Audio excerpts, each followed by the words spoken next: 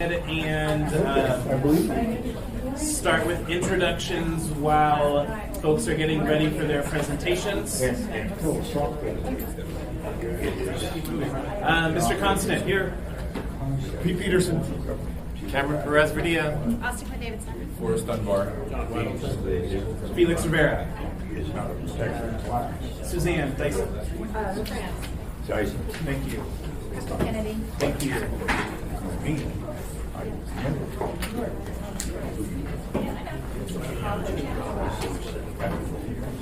Yes, I'll take this.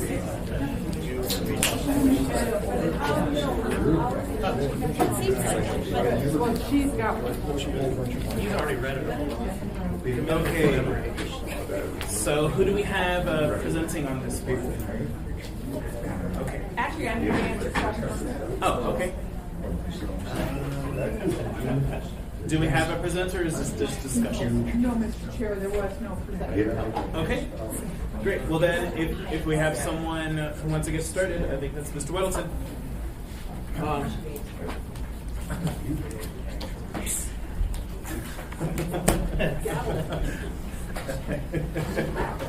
Gotta get you a door.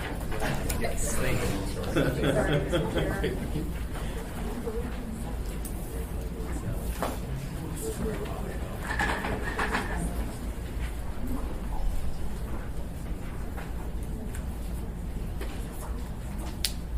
We're ready. I got to call out, totally out of order, but Nicole has been doing amazing work.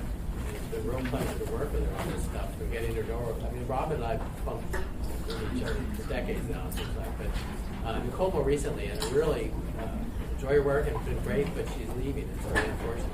So, at some point, Robin will, and I thought Nicole's right there, we're on goal, but I guess that may not happen. So anyway, when do you leave? the last day is on Friday. We come today.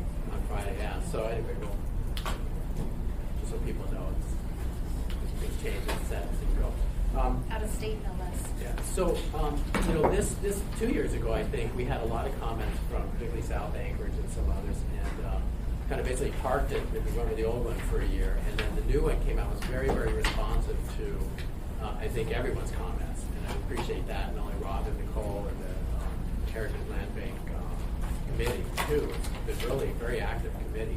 So we don't have a whole lot of comments on this because we had tons of them previously, at least like through South Anchorage.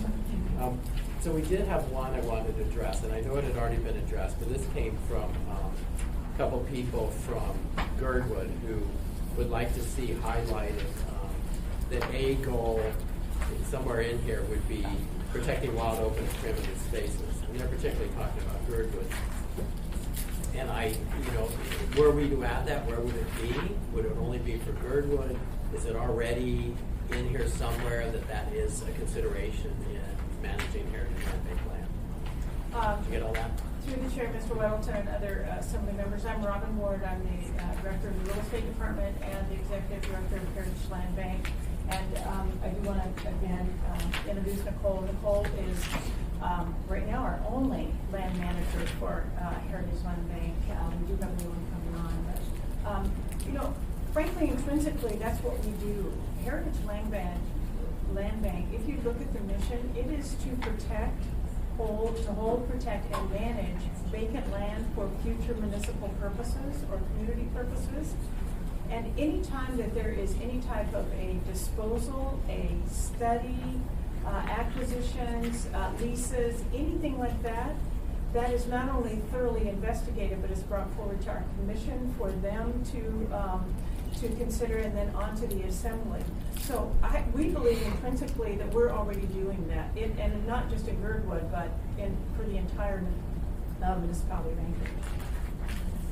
I think the gist of their hope is that some land be intentionally protected for quiet uses, undeveloped. It's mountain biking and skiing, or somewhat quiet, but we put 30-foot wide trails that are fairly industrial. And so if this were put in here, that the goal is protect wild, open, and primitive spaces, kind of in their intent, would that impede your ability to do your mission? I think I'll let Nicole maybe discuss. I have just one piece of information that would help kind of understand what we're doing in Girdwood. And we're doing it in other areas of municipality as well, but we're looking at conservation easements in key locations.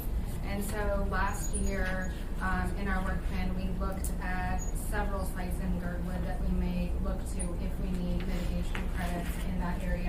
And we went to GUS and the Land Use Committee and talked about that specifically with an outcome of that would be that 20% of those credits would be available for the Girdwood community and their redevelopment. So we looked at 4 different places, and one of them overlaps with the location that the Gird Wild nonprofit group is looking at up valley, kind of up past the airport. And so I think there's opportunities for those two things to align so that we're preserving open primitive space in the same location that some community members are looking at. Is that explicitly in here that? The locations are not, but it is explicitly in, I think, the 5-year plan.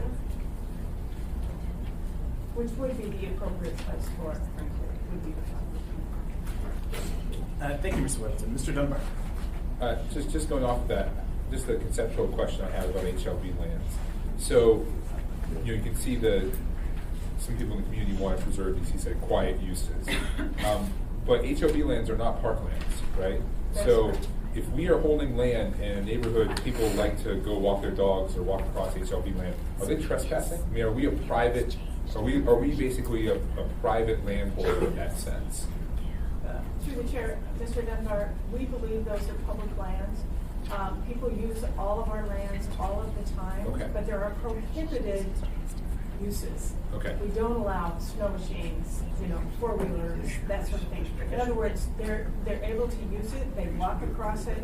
A lot of people use our properties Okay. as long as they don't destroy the actual land itself. And is that a policy choice by HLB, by municipality as a whole, or is it sort of the nature of those lands? Like, for example, could we say at some point, all right, that's it, HLB lands from this point forward, you can't go walk across? I think we'd have to check the code on that. It is public land. So you think it's code-based? Okay. I'm not saying we would, I'm just curious what our sort of, the level to which we hold this as a private landowner.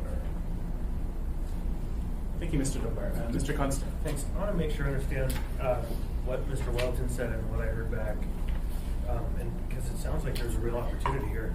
And so what I'm hearing you say is calling out as a strategy for long-term use in some areas have a protected use that is quiet, peaceful enjoyment, kind of historic or traditional or undeveloped. And then what I'm hearing over here is that there are lands that we have to make trade-offs with in order to have developments happen. And those trade-offs tend to be wetlands that we need to protect and mitigation agreements, something within Ms. Quinn-Davidson's expertise here. And so I'm wondering if there's a strategic plan process that could be engaged with that could identify specific areas that would be best use for these kinds of practices that can then be targeted for purchasing of credits or whatever, so we can be working in multiple directions at once. The development side and the protection side, which could complement each other. And so then the idea would be identifying specific targeted locations that could be implemented. So did I kind of understand that's what you're suggesting here? I'm going to try to answer your question. Yeah. So we have the 2012 wetland prioritization list that identifies all the properties in the Heritage Land Bank by region, and then looks specifically at what functional qualities that those properties have in those regions. And so based on the Corps and the EPA and the U.S. Fish and Wildlife Service, we've ranked those sites. So that's a document that we could start with and then go to the different communities and say, where is the community preference for social use of this? Because the social use was part of that prioritization. I don't think that the level of conversation went that far with connecting with the community specifically on those sites, because generally speaking, the hydrology and habitat and some of those other factors weight a little heavier than the social aspect of it. But it is something that we could cross-check with community interest, and that's a plan that we have. It's a working document that we review when we're looking at sites. And so right now, the only site that we're looking at or actively working on is the south half of I don't know if Ms. Ward told you this, but we can't accept your resignation. My statement on hers was, I'm really going to miss her. Thank you, Mr. Constant. I will add you to the meeting. Ms. LaFrance, Mr. Peterson, then Mr. Wells. Thank you, Mr. Chair. Following up on some of the questions from Mr. Middleton and comments from Mr. Constant, I missed what you had said about where you thought that the language about protecting such spaces might fit. Would you repeat that, Ms. Ward? Or Actually, that was Ms. Trumbull. So I was looking at the location that we have language about wetland mitigation, and there's some in the first chapter, and then specifically in our 2019 plan, there is conversation about Section 36 and the Girdwood Valley, and that's on page 22. So maybe there's additional language that could be added to page 22 under Girdwood Valley that might help talk about that as far as in follow-up to that, Mr. Chair, one thing that was pointed out to Mr. Weddle and I is that in Girdwood's area plan, though it may be 25 years old, and current conversations about the revised plan, there is a perception that it's already in there. This desire to protect these spaces is already in the area plan. And so what's in here reflects the area plans as well. It should, and if it doesn't, we can add that intent language. Okay. We can look at that. We'll look at our existing gap, which is the Girdwood area plan, and see if there's any specific language. We have no problem adding that, because that is the current gap that we're working under and adding to. Thank you. Thank you, Ms. LaFrance. Mr. Peterson. Thank you, Mr. Chairman. Just for informational purposes, there is currently no trapping allowed on Heritage Land. Thank you, Mr. Peterson. Mr. Weddleton. Actually, I'm done. Oh, okay, thank you, Mr. Weddleton. Mr. Perez-Verdier. Actually, why don't you go first? Okay, the hyphenated team here. We've been, along with Nicole, we've got our third person. We've been talking with Kathy Gleason from Turn Again Community Council, and I know that we asked her to send you an email with her requested amendments last night, and you probably received that. So, Kathy, what the amendment would do, and I don't know if everyone has this, you have in your email, but she had recommended some language consistent with Turn Again Community Council's desires to relate it to a parcel out by Point Warrensoff and to transfer management authority of that parcel or property, it's not actually delineated parcel, to the Parks Department. So she had suggested some language. Last night when we looked with you, Kathy, we saw a draft of the HLB plan. I see now that we're looking at the most current version that actually includes a little bit more of your language. But Robin, can you speak through sort of how you strategize those management authority, moving to parks, whether it's doable? I believe it was in the 2019 plan. Is it going to happen or 2018? Is it going to happen in 2019? If not, why? And why would you be opposed to using the language that Ms. Gleason proposed? Well, first let me tell you some background on that. What page for the amendment? Oh, so page 21. So it appears in a number of places. There's sort of this disposable acquisition set up, and actually Cameron had noticed that on page 19, some of these same parcels are identified for disposal that are identified for transfer on 21. This parcel is, and you could describe it better than I will, so I'll let you do that. Okay. This is a unique parcel. For many decades, the Parks Department and HLB have jointly managed this parcel because the coastal trail goes through two of the parcels. So they basically have taken care of the coastal trail, any of the homeless, and so on. And by the way, John Rod is here if you have any questions specifically of him. The remainder of the parcel is a fairly large landmass, and HLB manages all the management issues on that, including the old compost facility, which, by the way, is about 85–90% cleaned up. We still have a little bit left to do, but we're waiting on funding to finish that. And the Cliff Row Center is there also. So we take care of those contracts. We take care of all of the landmass, except only the coastal trail, which Parks and Rec does manage, because that is their function. We've not had any management issues that we know of, and I checked again with John But we've routinely just jointly managed that. We certainly can do a management transfer, but it would be for the coastal trail only. But in order to do that, we would have to have it surveyed so that we had a meets and bounds description to be able to use in a management transfer document. And frankly, we just don't have the funds for that right now. Can I ask a couple follow-up questions? Yes. So why not the rest of the parcel that, there have been plans and such that have identified that it has wildlife and other benefits? Yes. So why not the rest of the parcel? And if there's a lack in funds, I know that Ms. Gleason personally has offered to donate graciously the cost of delineating that legal description. So could you just follow up on those two? We can certainly get a cost for that. I would expect that the survey would be somewhere around $25,000-$30,000 for just to survey that alone. For a survey, or you mean like tract it out? No. Oh, plating would be. That sounds A lot more. incredibly expensive to me, just based on the surveys I've overseen. But, well, it's a large parcel, and it is one strip of land that would have to have meets and bounds descriptions. Yeah. Okay. Can you speak to the other? So if you had someone who's willing to donate the money that it costs, would you be willing to pursue that? Okay, Absolutely. great. Because I know But Ms. Gleason is. The interested. caveat of that is, the rest of the parcel, though, I'm not sure that John has this, or Parks and Rec has the staff to manage that. Okay. And remember, that has contracts on it that we already manage. So could you remain managing it?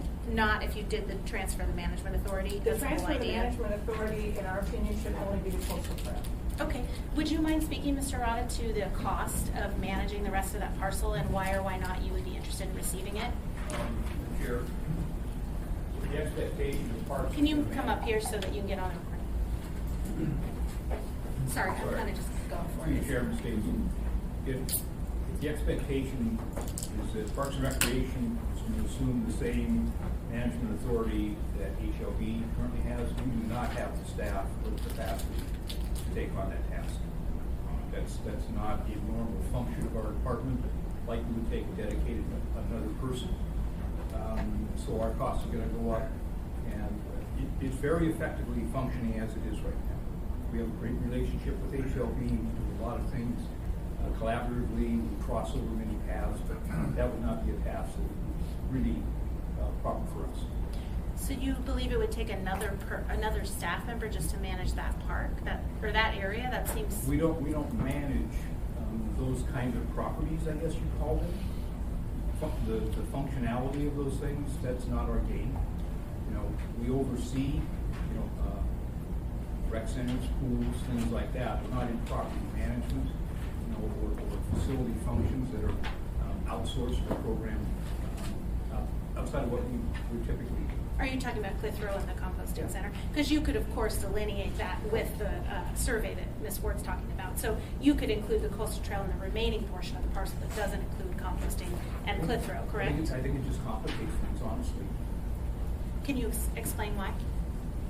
Because our function, coastal trail is something that we take care of. We take care of the homeless camps. We take care of problems with homeless, the refuge and things like that. But as a property manager, that's not something we typically do.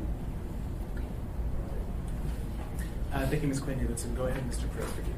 So let me just follow up on that a little bit more, so just so I understand it. So if the properties that you were talking about were to be separated out, so that they're not part of this, that's not what I'm trying to understand. Is that the additional cost is related to the fact that there's the Clitheroe Center and the disposal. That's where the additional cost comes from. If I understand what's being proposed, that would all transfer to us. Right. So, but that's where I'm asking. That's where the cost would come from, is the management of those facilities, not necessarily the land. Look, it actually is the land too. We manage all the trespass. We manage people who are on four-wheelers and so on all the other parts of it. That's a normal function of what you would already do anyway. No. We have no enforcement. The other thing is that this is the area where Creighton campus may be situated, and we don't know what that footprint looks like. But yet. again, we could delineate that with That will take up most of that large. It's a fairly large complex, so it would take up a lot of that land. Wouldn't take it up on the other side, the west side of the coastal trail, but most of the land on the east side of the coastal trail could be made up by that campus. Okay. And I just have one other question. I guess I'm just challenge. Okay, trying to. So I don't think Ms. Gleason or Turnagain Community Council is asking for the Parks Department to actually, in fact, I know they're not, for them to take management over the compost and click-through center. So I think you're referring to that, but that's actually not the issue. The issue is west of there, right, against Cook and, well, okay, Kathy's maybe going to correct me. But I want to ask one more follow-up question, which is the Land Use 2040 plan suggests that parcel should be under park management. So why, if that's what the plan suggests, why wouldn't we do that? So I'd like to just go over the map that's on page 28, because I think that this will help everybody understand what's happening What out we're there. talking about. Because even though when you're walking out there, it seems vast and whatnot, it's very busy. So, for instance, I'll wait till everyone pretty much gets there. So the red line is the typical. You have Ours are black and white black and copies, white, so so you you have to use the color numbers. copies, sorry. Their numbers. So there's a lot of lines on here. The hashed ones are the Anchorage Coastal Wildlife Refuge. We have an agreement with Parks and Rec and HLB and the state to manage all the areas that are hatched. And then you have the dash dot line, which is the coastal trail, and then the hard straight line west of that, that's the Tesoro Alaska pipeline. And so that particular contract that we have is complicated. This one takes a lot of staff time, and currently we're going to be looking at giving them an additional contract because they're currently operating outside of the easement that they have for that pipeline. So that's very busy. The blue stars that you see are areas that are in those parks and natural areas that are identified in the 2040 plan, but we have long-term contracts there that we manage. So that takes up probably 10 to 20 acres just with contracts for those sites. And then the last thing I wanted to say was we have a large drainage facility that the DOT put in, and we're going to be working through issues with that probably in the next year or two. They need access to it to do monthly testing and stuff, and those types of conversations and contracts and putting easements in place is not something that Parks and Rec would normally handle, and all these activities are within that green park or natural area that's identified in the 2040 plan. So they're going to remain park and natural area, but they're just going to, at this point, remain in the Management Authority of Heritage Land Bank. I have other people in the queue. If you want to think about it. I just have a couple of follow-ups, and that so. I mean, forgive me, I'm new. So, Heritage Land Bank. From what I understand, though, the purpose of the organization is not to permanently own land. It's to at some point transfer that land to others. Is that correct, or is the intention that the organization will permanently hold land? We hold land for future use, Right. for future municipal use. Right. It's not disposed of unless it's deemed surplus to municipal use. Okay. So this land, the intention of this land we're talking about is to eventually transfer it over to parkland. Is that not true? What I would say to frame what HLB is, it was originally created for the municipality to have a very direct, clear way to accept municipal entitlements. That was its original purpose. So we hold all of that land.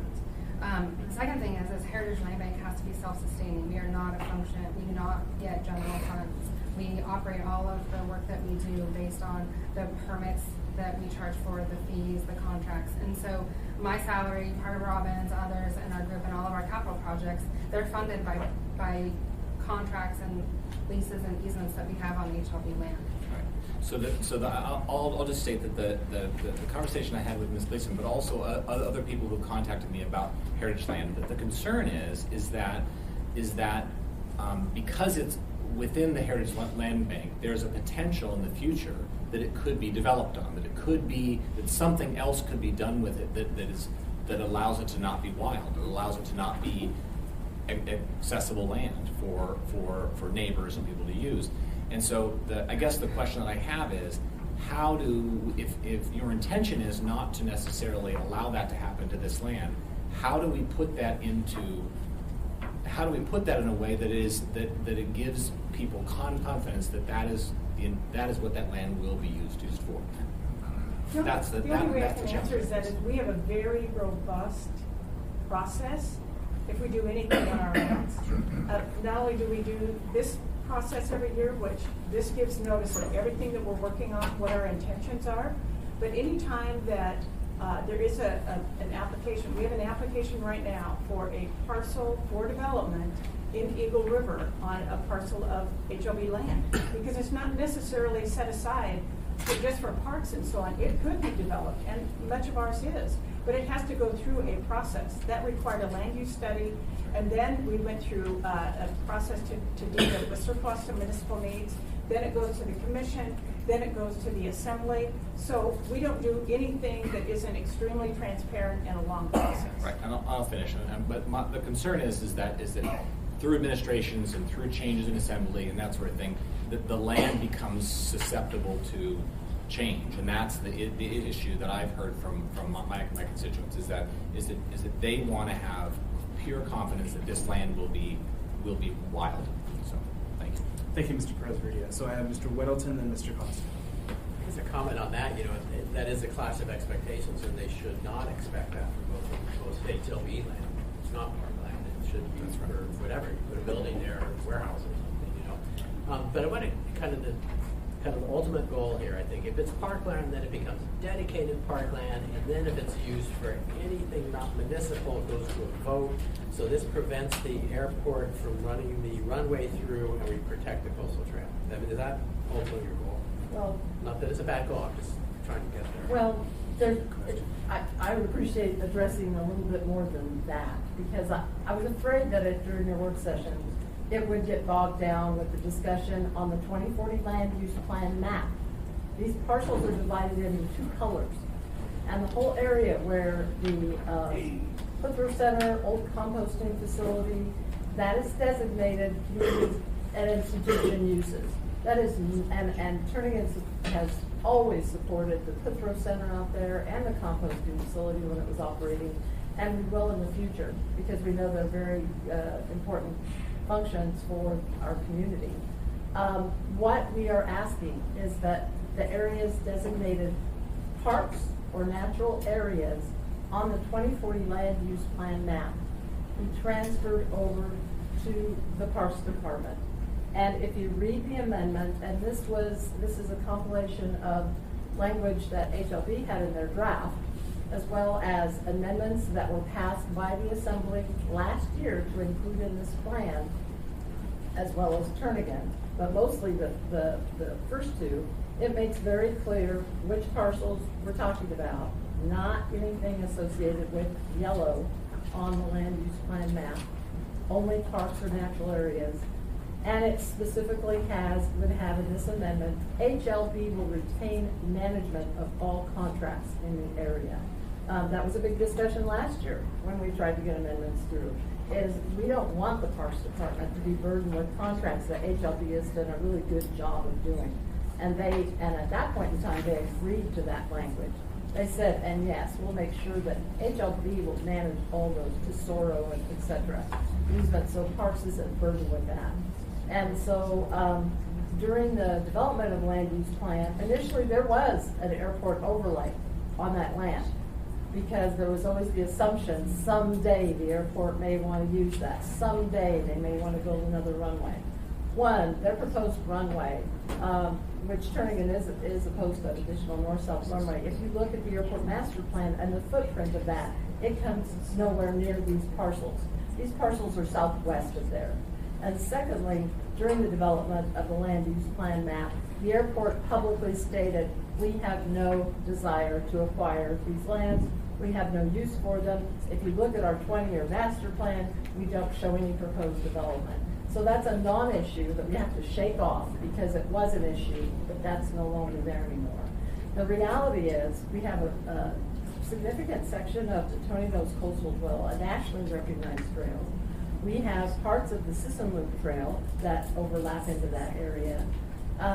This is deemed an important habitat area in the 2020 comprehensive plan, and it puts the wildlife corridor, natural open space, trail systems that are located within these parcels in a much more protected status if we have them transfer to parks and explore ways to have that permanently protected, whether it's parkland dedication, conservation easement, etc. And in this amendment, lastly, it says HLB will collaborate with Turnagain Community Council, the Parks Department, and other interested parties to discuss park dedication or other permanent status for the portions of these parcels transferred to municipality. So the first step is to do that survey work, is my understanding, and yeah, my husband Dan and I don't expressed last year already. We would cover the costs of that, and we're still committed to that. And because we don't want cost to be the only roadblock, and last year it seemed to be the cost was the roadblock. And I just want Mr. Rada to understand what parks would be asking. If they're already managing the trail, and they're already managing things like homeless camps and so forth in the natural areas of those parcels, I don't think they'll need a whole other staff member to add that acreage into the park system. There's lots of parks in town that have more than soccer fields and recreation facilities. They're natural open spaces, and those natural open spaces are part of the Parks Department Management Authority. These would be no different. The big difference is, absolutely, I think we're all in agreement, HLB is in the best position to handle the contracts that are already in place for the facilities that are there within that natural, parks and natural area in green. So we're just looking to see implementation of the 2040 plan. Now that we know the airport doesn't want it, we know that cost isn't an issue to get this kicked off. So there should be the same language within the 2019 plan, and that was part of Turnagain's issue. They have one phraseology under 2019 and a different one for the 5-year, and we think they should be completely the same, because anything that we start, hopefully this year, get kicked off, do some surveys, start collaborating around the table and go, where do we define that community and institutional yellow part versus the green part of that map, then we hope we'll probably bleed into next year, so it makes sense to have the same language in both 1 year and the 5-year plans. So that's where Turnagain's at. This has been a community goal for a long time, that if you ask anybody out there in the HLB sections using the trail systems and ask, do you think you're on dedicated parkland? They'll say yes, because I've been out there a lot, and I've asked a lot of people over the many years that Turnagain has worked on this. They have no clue it's not protected. And it's a rollover status that we don't want to have this land anymore. It's too important to the city. Thank you, Mr.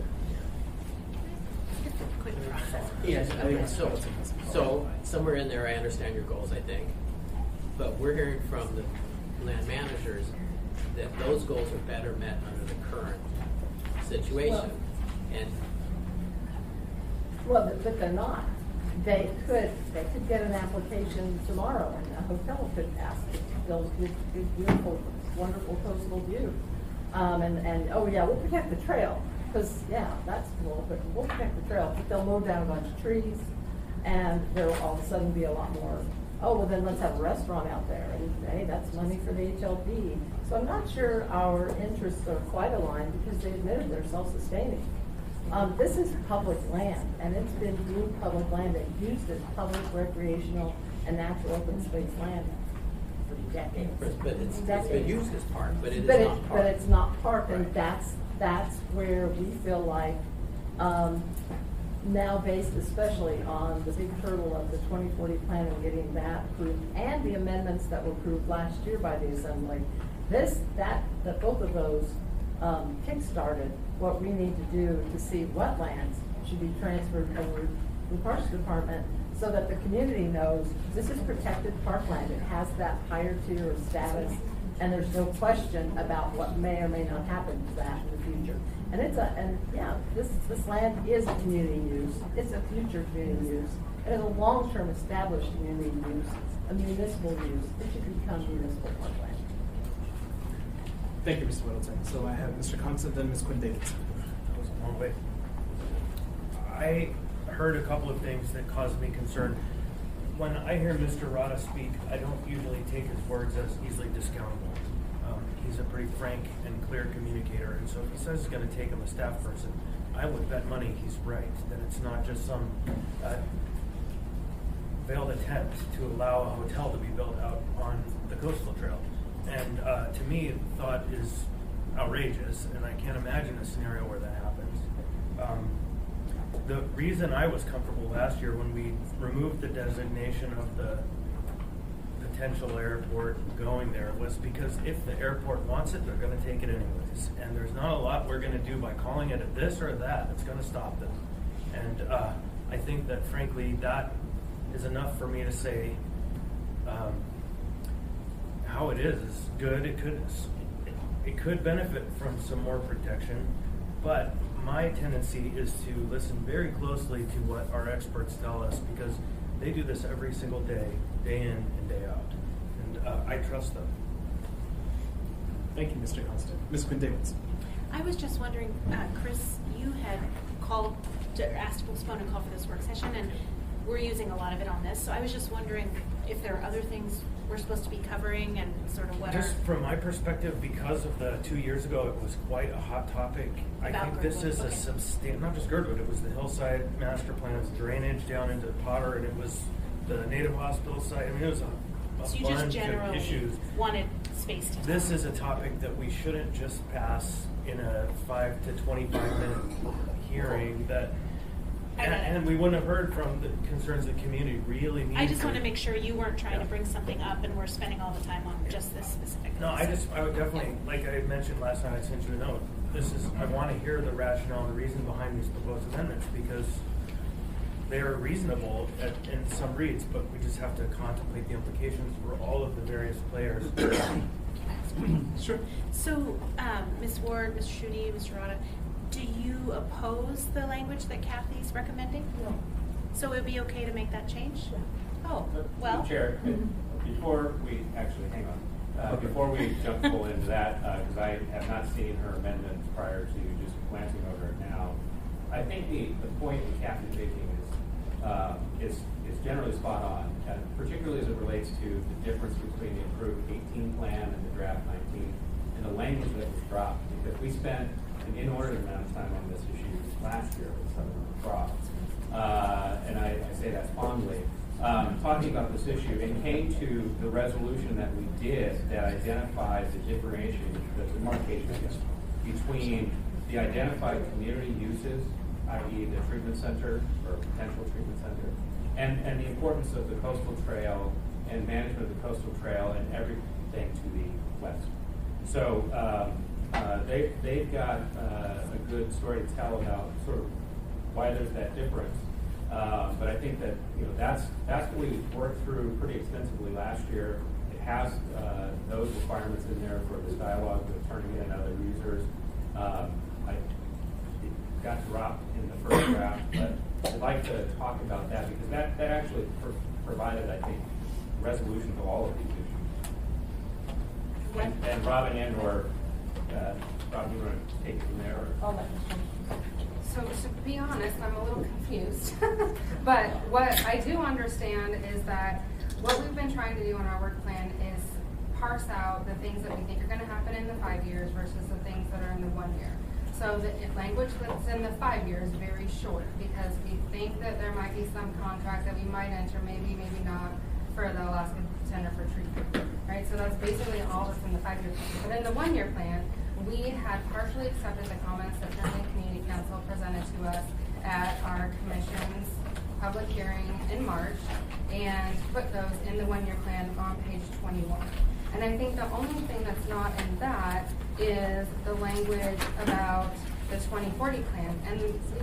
And one of our commissioners is here, our vice chair of the Heritage and Big Advisory Commission. And one of the things that our commissions talk to us a lot, and we've had lots of conversations about in work sessions, is being very careful about how we're calling out approved plans in our document because those change, and we're not the experts of any of those other plans. And so our division of the real estate department, the Heritage Land Bank, we are to conform with all the existing adopted plans.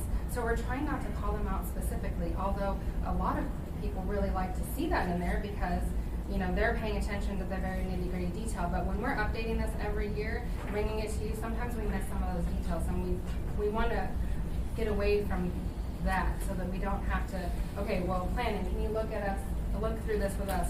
Is there any amendments to this plan since the last time that we talked? And so Are that you saying the language whole is not- thing's consistent, so you don't need to say that? Correct. Okay, thank you. And there is language specifically to that in our policies and Appendix B or what Okay. have you.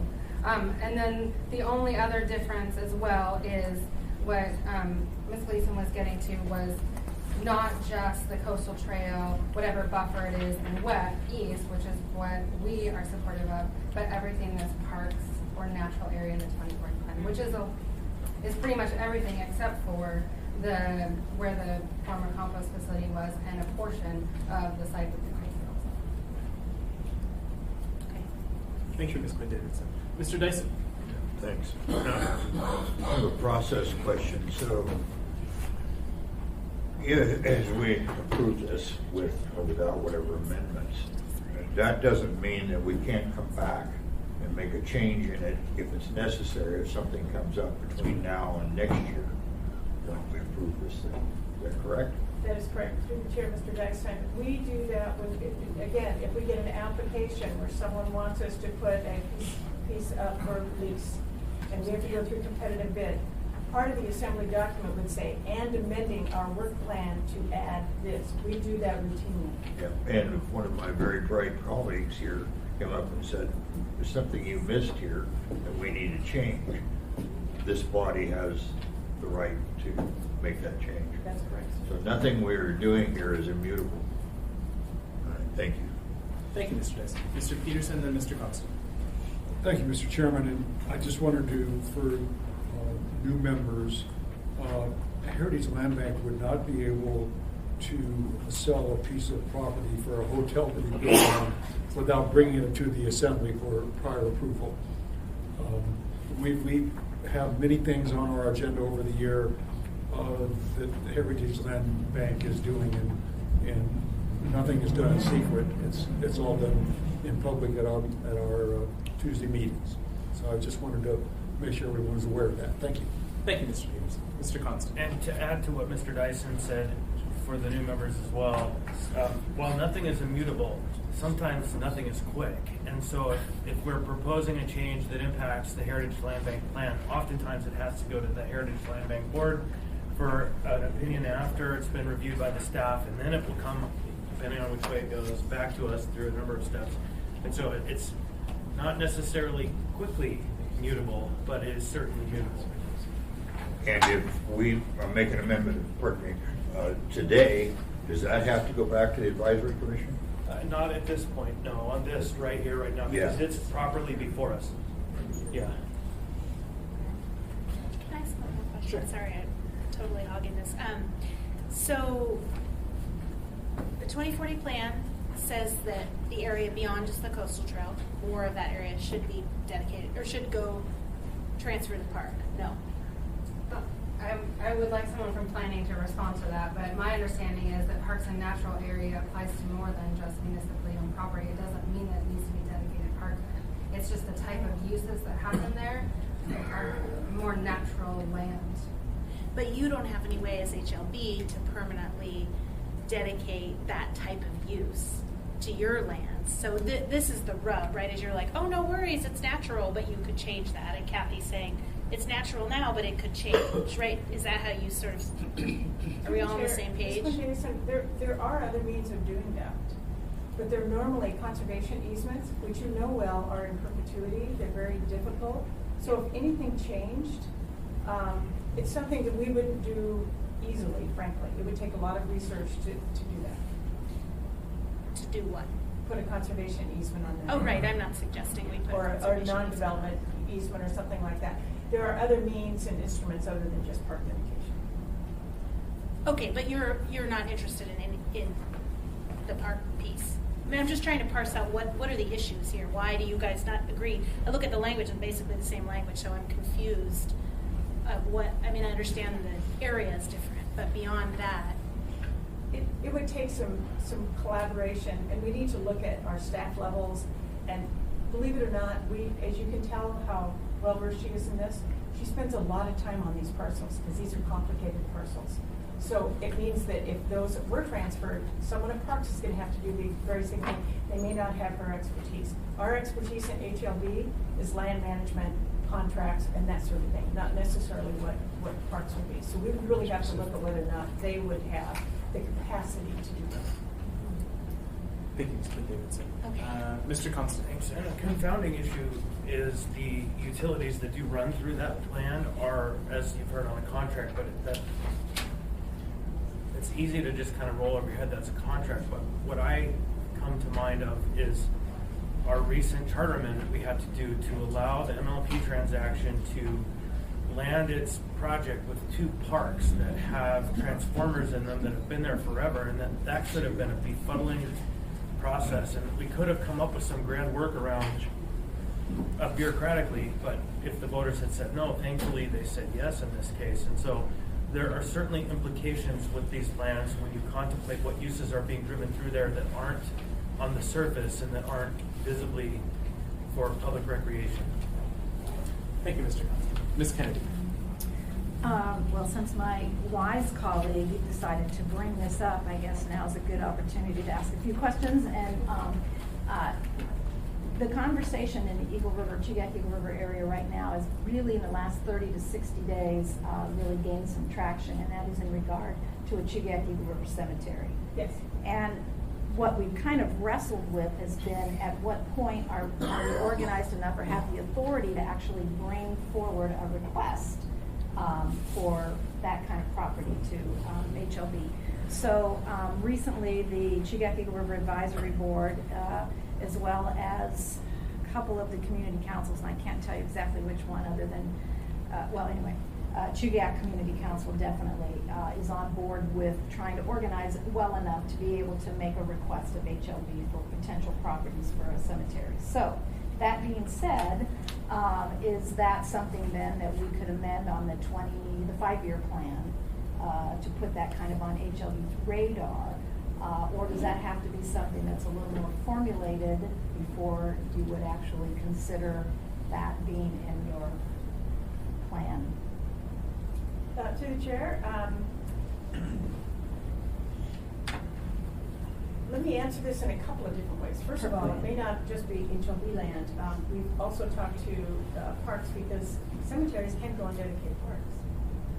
So we've looked at, that may be several different options to do. But one thing that we do know, and I have checked with the planning department, it will take a site selection process because it is considered a public facility.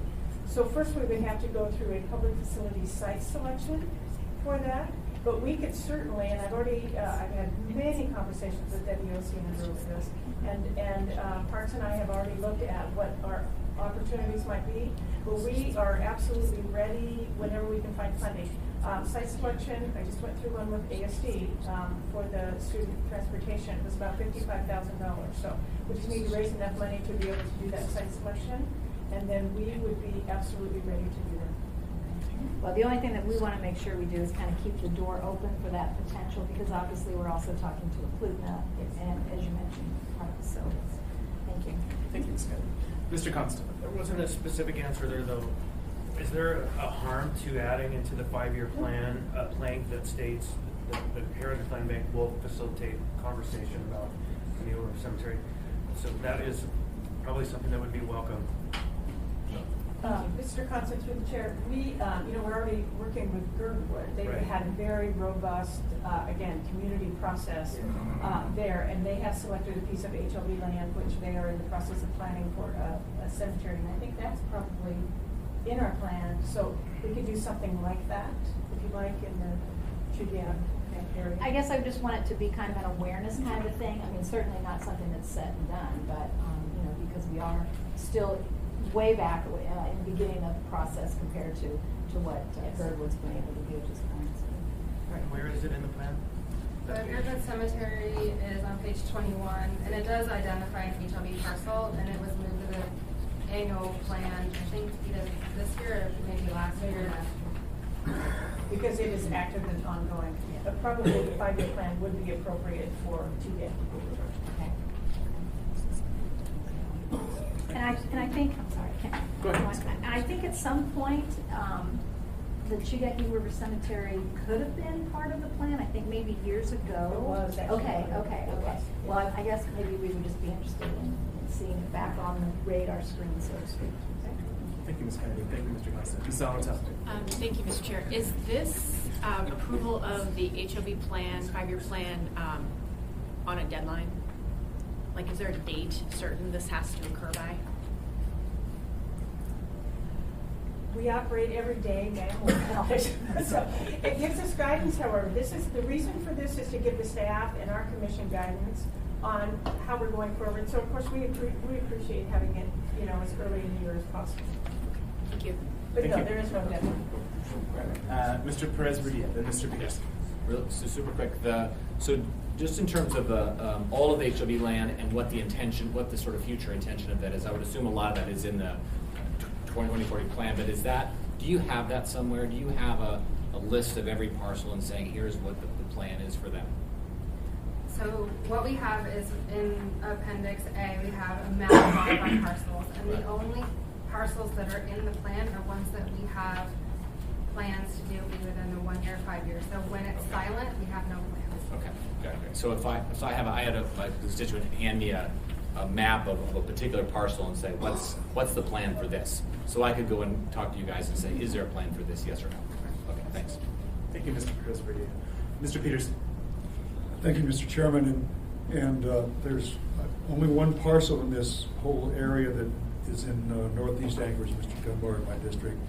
And it's parcel 3-076.